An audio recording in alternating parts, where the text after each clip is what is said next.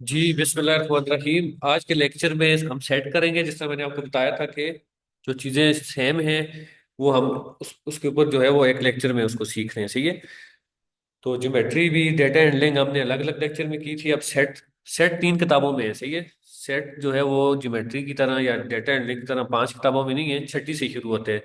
छठी में, सातवीं में और आठवीं में। तो छठी सातवीं का सेट तो बहुत ईजी है।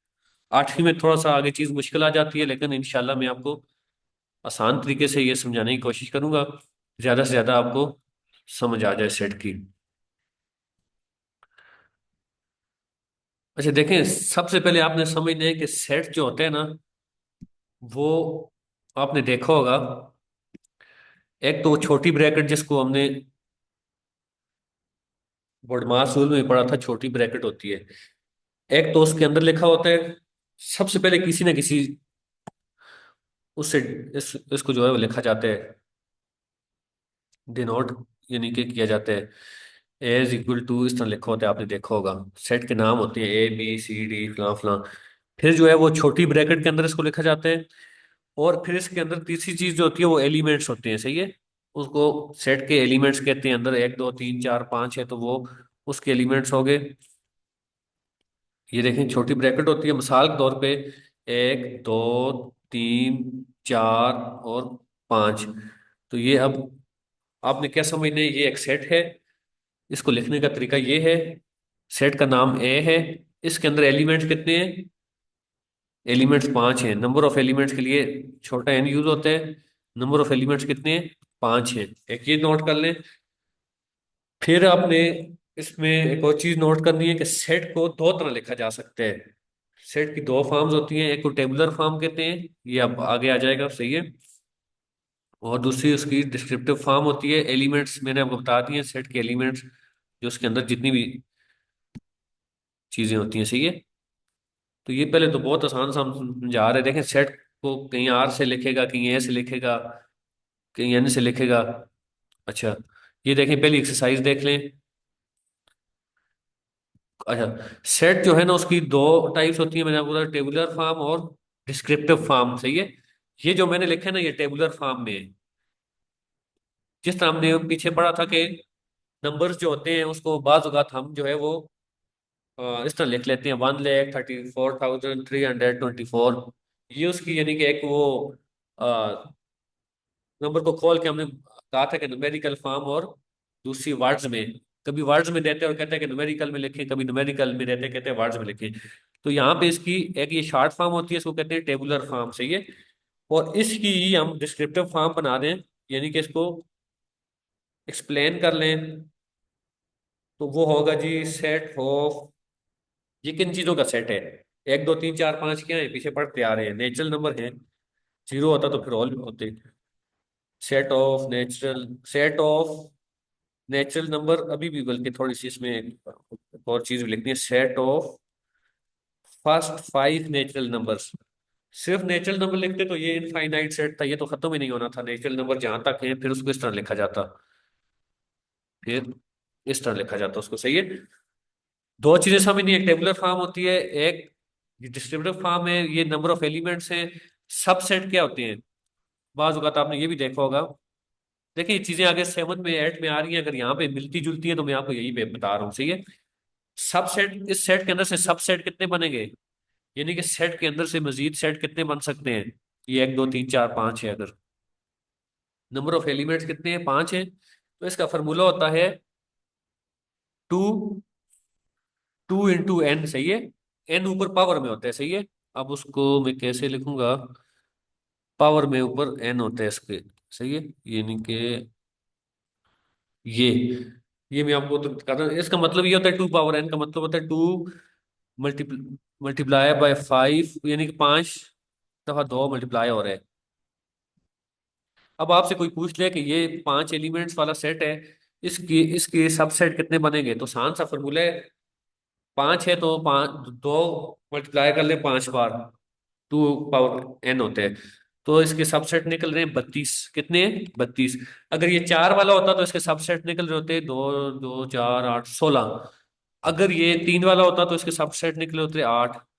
अगर ये दो वाला होता तो इसके सबसेट निकले होते चार, अगर ये एक ही होता तो इसके सबसेट निकल रहे होते दो, यानी एक खुद और एक इम्प्टी। इम्प्टी सेट भी सबसेट होता है। इम्प्टी सेट क्या होता है वो भी यहीं पे समझ लें। इम्प्टी सेट को ऐसे लिखा जाता है ए, ये यानी कि बिल्कुल खाली। कुछ लोग कहते हैं कि ये भी इम्प्टी सेट है, नहीं, इसके अंदर जीरो तो छोड़ें, जीरो की अपनी वैल्यू है, सही है, एज ए एलिमेंट उसकी अपनी वैल्यू है। अगर नंबर में नहीं भी है तो सेट के अंदर उसकी अपनी ये वन सेट है, और उसके दो सबसेट बन रहे हैं, एक जीरो और एक इम्प्टी, सही है, ये एक एलिमेंट है। अगर इसके अंदर नुक्ता भी हो, ये भी हो, फिर भी ये इम्प्टी सेट नहीं है। इम्प्टी सेट तब ही होगा ये बिल्कुल खाली है, जिस तरह ग्लास के अंदर एक कतरा भी होगा तो वो खाली ग्लास नहीं है। तो सेट के अंदर इम्प्टी सेट ये है, इसको क्या कहते हैं, इम्प्टी सेट, ये भी नोट कर लें।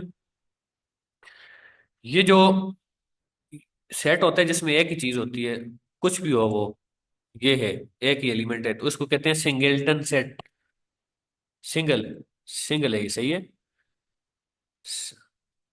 सिंगलटन। आगे आ भी जाएगा, मैं भी बता देता हूँ सिंगलटन सेट। अच्छा, इम्प्टी भी हो गया, सिंगलटन का भी फर्क पता लग गया। आगे और जो चीजें हैं वो साथ साथ इसमें आती जाएंगी, नोट करते जाएं इसको।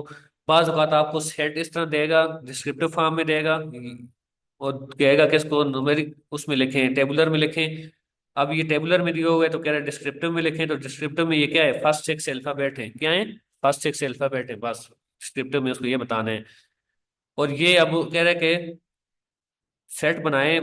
अब ये डिस्क्रिप्टिव में दे रहे हैं, दूसरी तरह कह रहे हैं set of months of Islamic year, तो जिसको इस्लामिक ईयर के, इस्लामिक ईयर पता है आपको, 12, तो आपने इस तरह छोटी ब्रैकेट डालनी है, उसके अंदर 12 महीने लिख देने हैं। या set of all odd numbers. अब ऑल ऑड नंबर्स आप कहेंगे मैं कैसे लिखता रहूं, उसमें set of all odd numbers है तो आप, बाज़ औक़ात तो कहेगा जी 10 से कम कम ऑड नंबर्स। ऑड नंबर्स क्या होते हैं, ताक, सही है, उसको आप कोई भी नाम दे दें, ऑड नंबर है तो ओ से रिप्रेजेंट कर दें, ओ इज इक्वल टू, जिससे मर्जी आप रिप्रेजेंट करें, सही है। अगर आपसे कहते हैं कि फर्स्ट फर्स्ट 10 से छोटे छोटे ऑड नंबर का कह रहे हैं, तो फिर तो अब यहाँ पे बात खत्म हो गई है, ये फाइनाइट सेट है। लेकिन वो कह रहे हैं कि ऑल ऑड नंबर, तो ये तो बात फिर खत्म नहीं हो रही, ये तो इनफाइनाइट सेट है, सही है। या इसको एक और फॉर्म में लिखते हैं, वो आगे एट में है, इसमें नहीं है। तो देखें, ये आपने देखनी है, ये बहुत आसान आसान चीजें हैं। टाइप्स ऑफ सेट मैंने आपको कुछ तो बता दिए। इम्प्टी सेट मैंने बता दिया आपको, इनफाइनाइट बता दिया जो खत्म नहीं हो रहा होता, फाइनाइट जो खत्म हो जाता है, जो नहीं होता उसके आखिर में डॉट डॉट डॉट डॉट लगाए होते हैं। सिंगलटन सेट जिसमें एक सेट होता है, यूनिवर्सल सेट वो होता है जिसमें सब कुछ आ जाता है, उसको यूज लिखते हैं, सही है। ये ये आगे मैं आपको बताऊंगा इससे काम कैसे कैसे लिए जाते हैं। सेट ऑफ इवन नंबर है तो ई से लिखा हुआ है, आठ को अभी हमने ओ से लिखा था। पी को प्राइम कॉम्पोजिट का फर्क आपको पता है।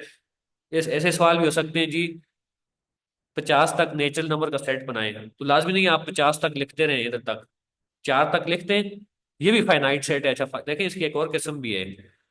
अब अगर आपसे 50 तक ऑड नंबर मांग रहे हैं तो लाजमी नहीं है आप, 50 तो खैर ऑड नहीं है, 50 तक इवन मांगेगा, 49 तक ऑड मांग रहे हैं, तो लाजमी नहीं है आप 49 तक इसको लिखते रहे, 9 11 13 15 17 19 21, आप डॉट डॉट डाल के 49 लिखते हैं और बंद कर दें इसको, काम खत्म। इसका मतलब है आखिरी 49 है। आखिरी नहीं है तो फिर मजबूरी है, फिर इसको नहीं लिख सकते कुछ भी, सही है। ये चीजें आपने खुद करने की कोशिश करनी है। कुछ लोग मुझे इनबॉक्स करते रहते हैं, बड़ा अच्छा लगता है कि सारे तैयारी कर रहे हैं, तो मैं वहीं पे उनको उसी टाइम जवाब ना दे दूं, 10 15 मिनट बाद जवाब लाजमी दे देता हूँ, सही है। तो आप मुझे भेज दिया करें, आप सवाल हल किया करें, बाकायदा वीडियो छोटी सी इस तरह बना के, या जुबानी या उसकी पिक्चर निकाल के, जिस तरह आपको आसानी हो। देखें चीजें कुछ रह भी जाती हैं, ये हम, हमारी मजबूरी है। अब हम 5 किताबें पढ़ रहे हैं और टाइम हमारे पास, देखें एक हफ्ते में 5 किताबें, ये 5 किताबें 5 साल में पढ़ने के लिए होती हैं, 5 साल में इसको पढ़ा जाता है 5 किताबों को, चौथी पांचवी छठी सातवीं आठवीं, हम उसको एक हफ्ते में कर रहे हैं। तो कुछ चीज रह भी जाती है, कुछ चीज आगे पीछे हो जाती है, तो मैं जो है, इसका मतलब ये नहीं है कि आपको मैं लेक्चर दूंगा और उसके बाद अल्लाह हाफिज, उसके बाद भी मैं आपके लिए अवेलेबल हूँ। आप मुझे मोबाइल पे भेज दिया करें, सही है, कॉल कर दिया करें, फ्री टाइम में मैसेज छोड़ दिया करें, मैं आपको बताऊंगा, उस टाइम में कॉल कर लिया करें। तो इस तरह इसमें इश्यू की बात नहीं है, सही है।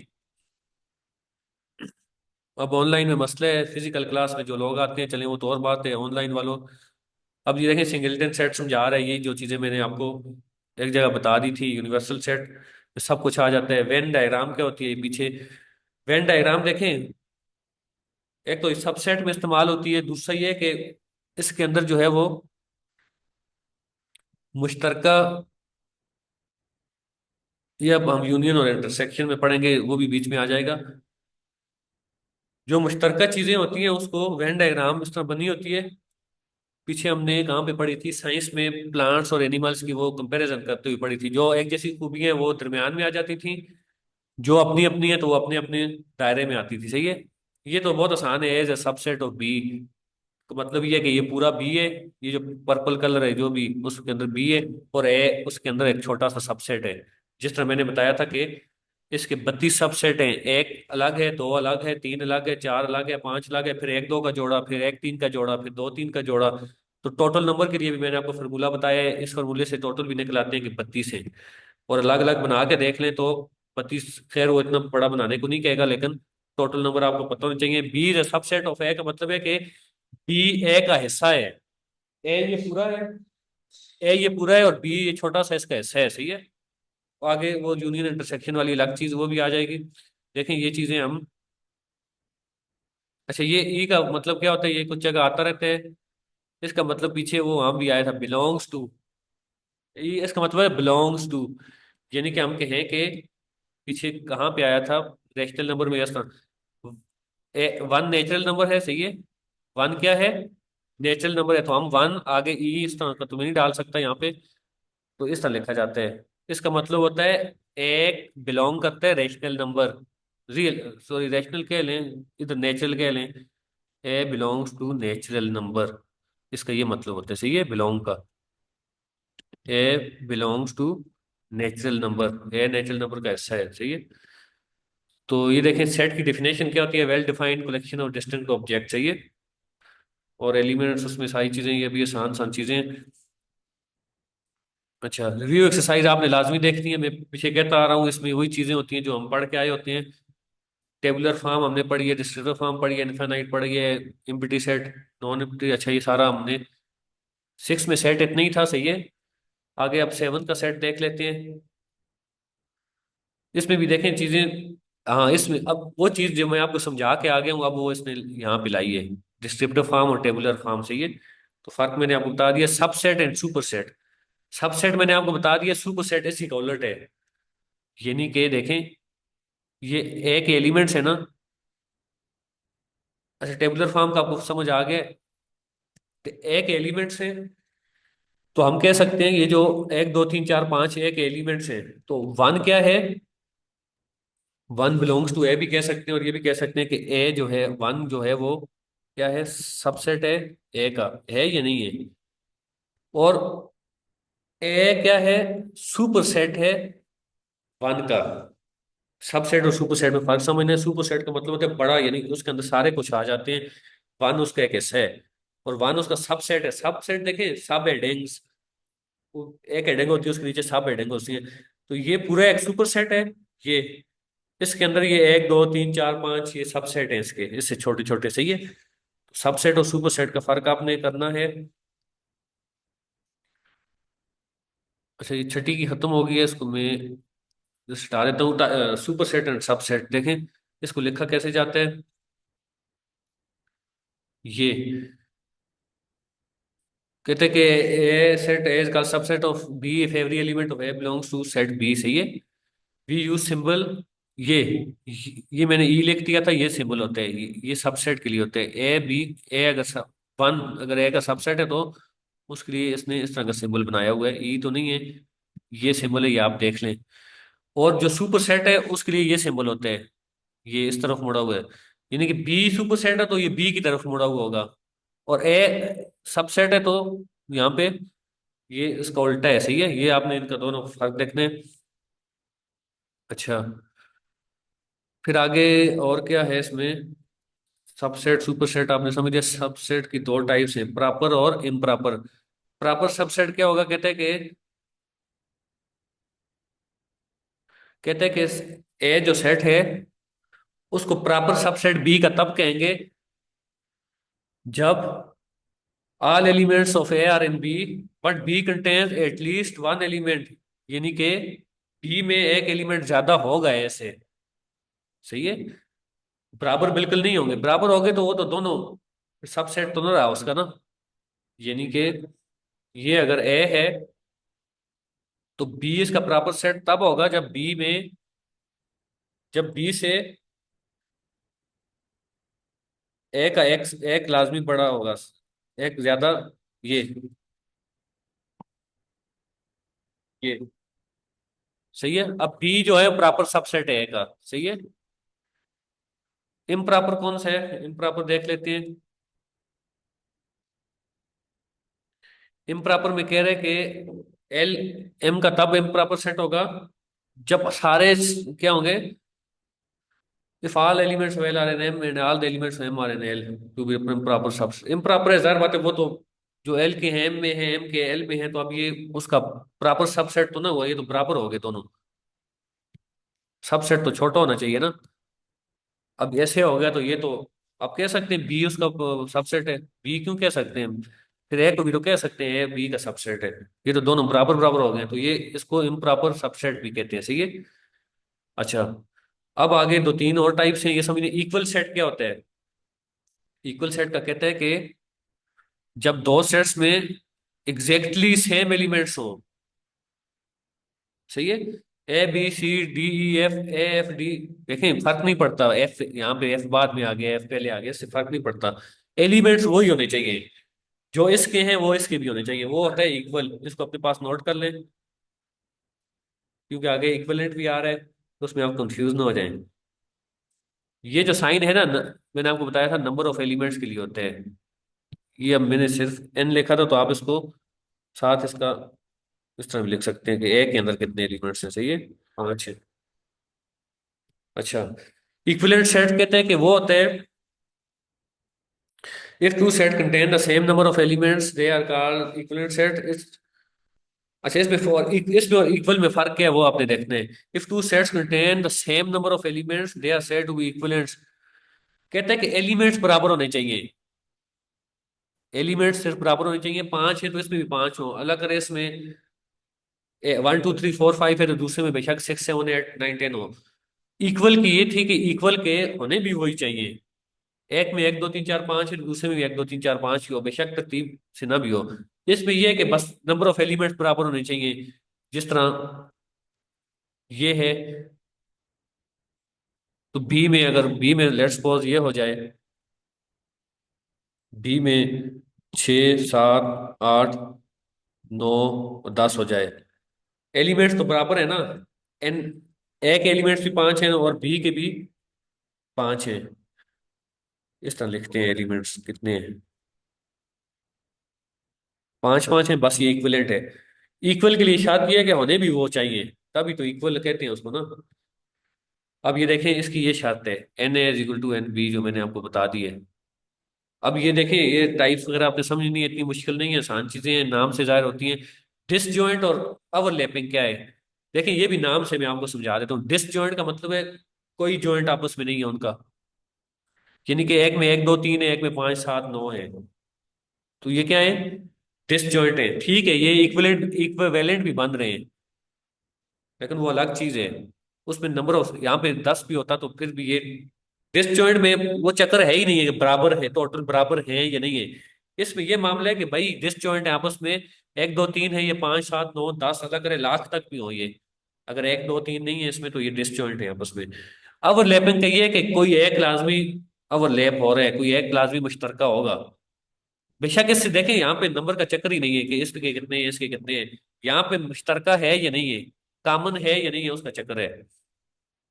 अब देखें, ये ओवरलैपिंग समझा रहे, कह रहे ओवरलैपिंग में एक कम से कम कॉमन होना चाहिए। अब 3 इसमें कॉमन है तो ये ओवरलैपिंग है, बस डिसजॉइंट नहीं है। अगर इसमें से 3 ना होता, बेशक ये 5 7 ही होता, तो ये डिसजॉइंट होता। सही है। डिसजॉइंट और ओवरलैपिंग का फर्क इस तरह समझना है। यूनिवर्सल और कॉम्प्लीमेंट क्या होता है? देखें, यूनिवर्सल मिसाल के तौर पे एक यूनिवर्सल सेट है,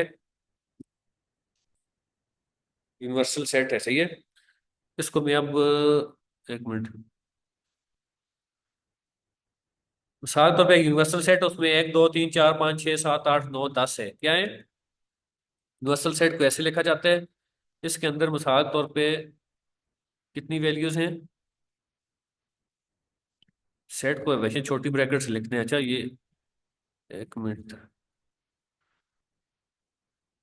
इसको शिफ्ट के साथ उठाते हैं। अच्छा, 1 2 3 4 5 6 7 8 9, ये यूनिवर्सल सेट है, सही है। ये यूनिवर्सल सेट है। और मिसाल तौर पे इसके अलावा एक और कोई सेट है, ए का नाम दे दें उसको, ये ऊपर वाला समझ लें, 1 2 3 4 5, 1 2 3 4 और 5। अब ए कंप्लीमेंट का क्या मतलब है? देखिए, मैंने कल आपको प्रोबेबिलिटी में बताया था, पिछले एक लेक्चर में, कि अगर ये यूनिवर्सल सेट है, ये ए के अलावा जो कुछ रह गया वो उसका कंप्लीमेंट है, सही है। ए कंप्लीमेंट का जो फॉर्मूला होता है वो ये होते हैं, A complement is equal to U minus, A, यानी कि 1 2 3 4 5 6 7 8 9 10, 9 में से 1 2 3 4 5 को निकालेंगे तो आंसर क्या आएगा? उसका आंसर आ जाएगा, 5 तक निकाल दिए तो आगे कितने रहते हैं? 6 7 8 9, ये है ए कंप्लीमेंट, सही है। ए कंप्लीमेंट, इस तरह बी कंप्लीमेंट होता है, सी कंप्लीमेंट होता है। ये अपने कंप्लीमेंट का फर्क समझने, ये वो समझा रहे हैं, सही है। ए सी भी लिखते हैं और ऊपर इसके इस तरह वो भी डालते हैं जिस तरह मैंने डाले, सही है। अच्छा, ये अभी देखें, इसमें कहीं डिस्क्रिप्टिव फॉर्म में कह रहा है लिखें, कहीं टेबुलर फॉर्म में कह रहा है, कहीं कह रहा है कि ये इक्वल है या नहीं। इक्वल का मैंने बता दिया, इक्विवेलेंट है या नहीं वो भी मैंने बता दिया है। फिर ये जो है वो साइन होते हैं, मैंने बताया सुपर सेट के लिए कौन सा है, सबसेट के लिए कौन सा है। ये कंप्लीमेंट फाइंड करने के लिए एस पी दिया हुआ है, एस यू दिया हुआ, एस दिया हुआ, तो एस कंप्लीमेंट फाइंड करना, यू में से एस को निकाल दें, सही है। अच्छा, अब मैं थोड़ा सा आपको यूनियन और इंटरसेक्शन का समझा रहा हूँ, सही है। यूनियन और इंटरसेक्शन का फर्क क्या है? देखिए, यूनियन का मतलब नाम से ज़ाहिर है इकट्ठा, यानी हम कहते हैं कि जी यूनिटी होनी चाहिए, ये उसका मतलब होता है इकट्ठा करना चीज़ों को। क्या करना? इकट्ठा करना। अगर ए में एक एक ए एक सेट है, चाहिए, ए एक सेट है, उसमें तीन चीजें हैं, मिसाल तौर पे ए एक सेट है, उसमें तीन चीजें हैं, 1 2 3। और इसी तरह बी एक सेट है, उसमें मजीद कुछ चीजें हैं, मिसाल तौर पे 4 5 और 6। तो अब ए यूनियन बी क्या होगा? ए यूनियन बी ऐसे लिखते हैं, सही है। ये क्या होगा? इसका मतलब ये है कि ए और बी को इकट्ठा करने हैं। ए और बी को इकट्ठा करेंगे, जो कुछ ए में है जो कुछ बी में है, सारा एक जगह लिख देंगे। ये होता है यूनियन, सही है। इंटरसेक्शन क्या होता है? इंटरसेक्शन ये है कि जो मुश्तरका चीज है बस वही लिखनी है, जो दोनों के अंदर मुश्तरका है, कॉमन है। तो इनके अंदर कॉमन तो नहीं है, लेकिन कॉमन वाला मैं बना लेता हूँ। अगर ये इस तरह होता, मिसाल तौर पे इधर ही लिख रहा हूँ, यूनियन समझ लें पहले, कंफ्यूज नहीं होना। ये अगर इस तरह होता, अब इनके अंदर कॉमन क्या है ए और बी के अंदर? जो ए में भी है और बी में भी है। इंटरसेक्शन का साइन भी समझ लें, उल्टा उल्टा, उल्टा यू कहाँ से लाएं आप इधर? उल्टा यू होता है, सही है। यहाँ पे देख लें, इसका मतलब ये होता है कि जो कॉमन है इन दोनों में, तीन और तीन इसमें भी है, इसमें भी है, दो इसमें भी है, ये दो और तीन इसका इंटरसेक्शन है, और इसके लिए उल्टा यू लिखते हैं, सही है। ये यूनियन का साइन है, ये सारे यूनियन के हैं। और आगे, आगे कहीं आएगा इंटरसेक्शन। तो बहरहाल यूनियन हो सकता है, इंटरसेक्शन हो सकता है, ज्यादा से ज्यादा कोई चीज, ये इंटरसेक्शन का साइन है।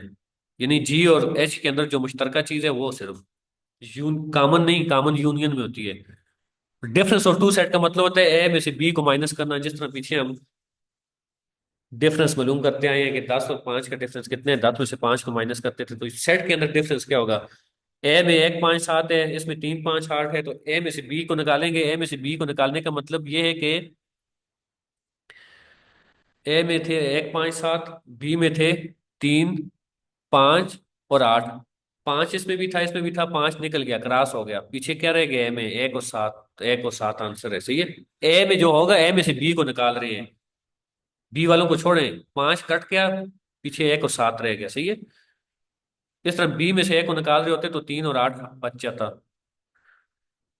तो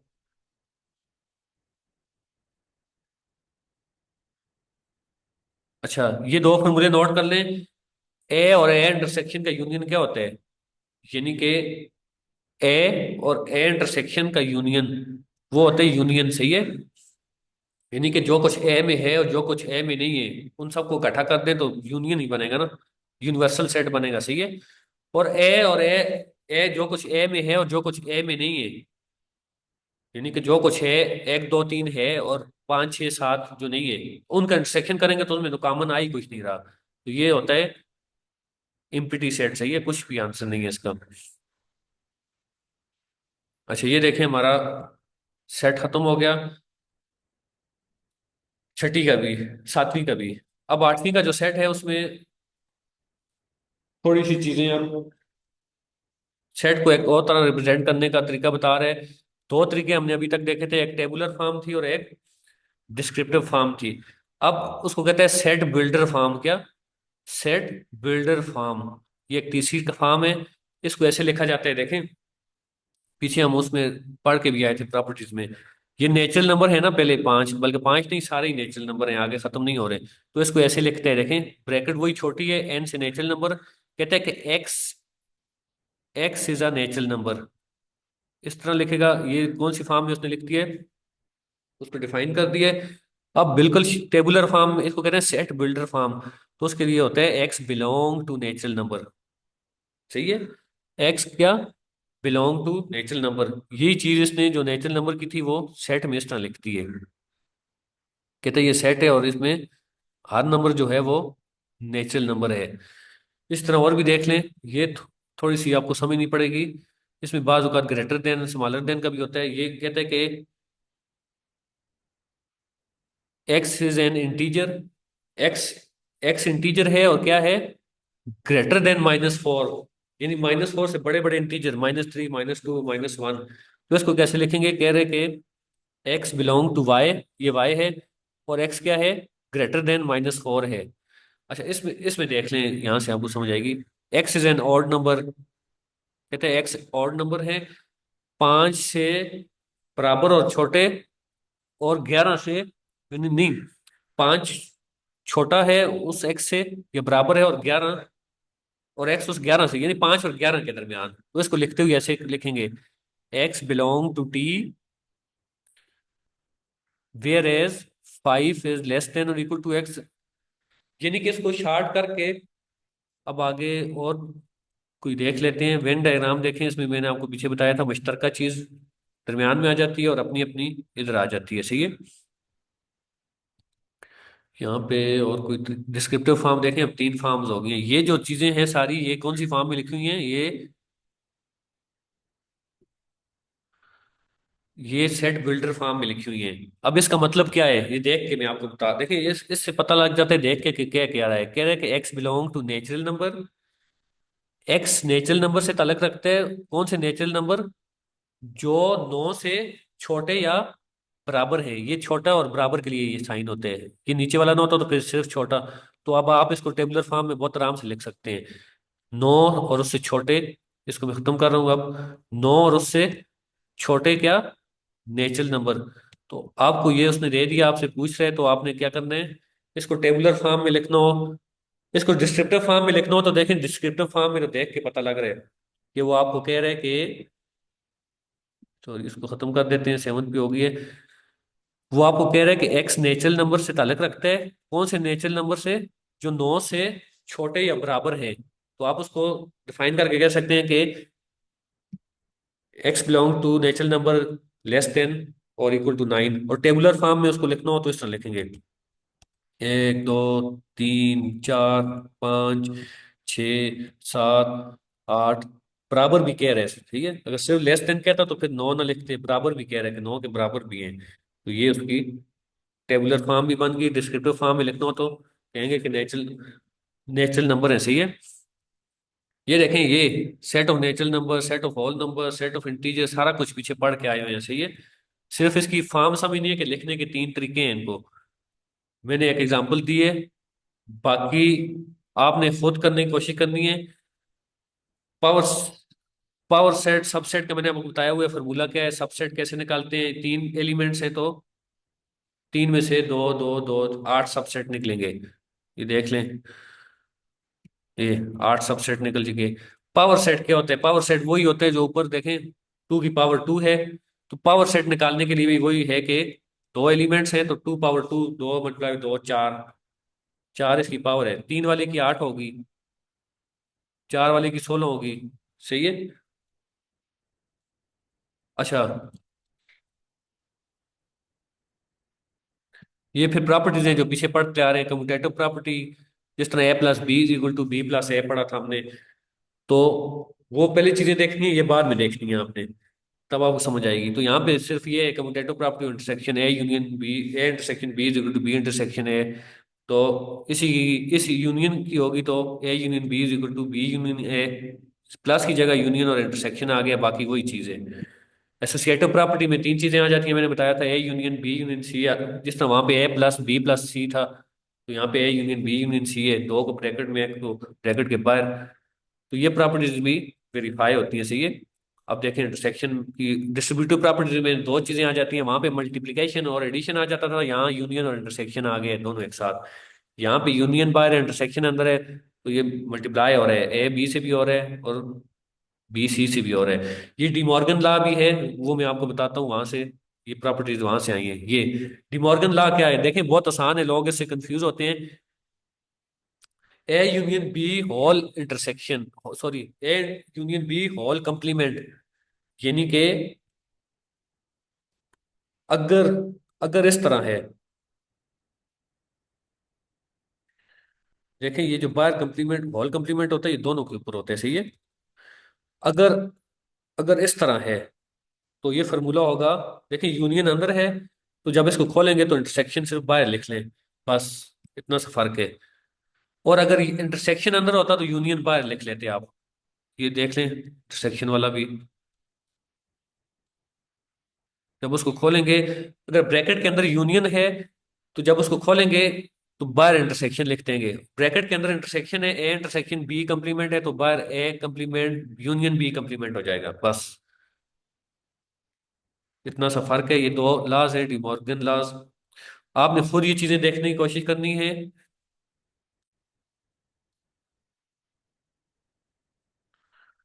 जो चीज समझ ना आए आप बेशक पूछ सकते हैं, सही है। डिमॉर्गन लॉ दो ही लॉ है, सही है। A union B complement is equal to A complement intersection B complement, और A intersection B whole complement is equal to A complement union B complement, सही है। इसमें दो, टोटल दो नई चीजें आई हैं। एक ये टेबुलर फॉर्म में, सेट सेट बिल्डर फॉर्म में लिखना, टेबुलर और डिस्क्रिप्टिव पहले पढ़ाए थे। और दूसरी चीज इसमें जो आई है वो डिमॉर्गन लॉ आया है, ए यूनियन बी कंप्लीमेंट और ए इंटरसेक्शन बी कंप्लीमेंट।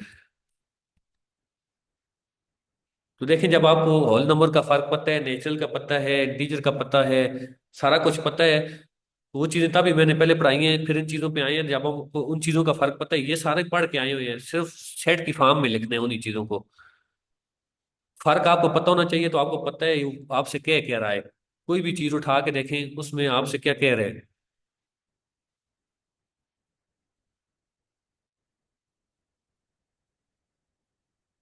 कोई एक और एग्जांपल देख लेते हैं।